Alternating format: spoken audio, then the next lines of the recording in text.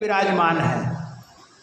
आपने कल बाबा विश्वनाथ काशी नगरी गए थे और आज त्र्यंबकम गौतमी तटे, ये त्र्यंबकेश्वर चलिए नासिक में। भगवान शिव त्र्यंबकेश्वर के रूप में विराजमान है 12 ज्योतिर्लिंग में। तो ये गौतमी तटे मतलब गौतम ऋषि के द्वारा, गौतम ऋषि ब्रह्मगिरी पर्वत पर जाकर तपस्या कर रहे थे, तो कुछ ब्राह्मणों ने इनसे ईर्षा द्वेष करने लगे।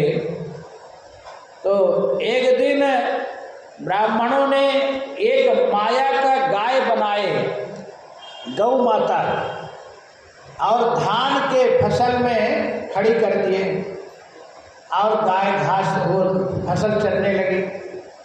तो लोगों ने जो किए वो कहते को देखो ये आँख बंद करके महाशय जी बैठे ध्यान में और गाय जो फसल चल रही है, गाय को मार नहीं रहे।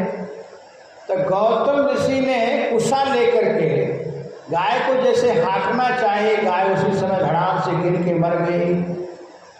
अब वो ब्राह्मणों ने कहे कि देखो गौ हत्या लगी, गौ को वध कर दी।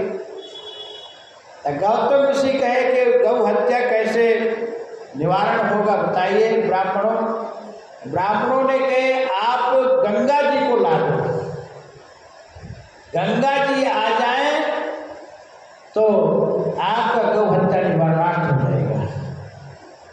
गौतम ऋषि ने भगवान शिव की आराधना की, क्योंकि गंगा जी भगवान शिव की जटा में है ना समाहित। तो गौतम ऋषि जैसे भगवान शिव का आराधना किए तो भोले बाबा प्रकट हो गए।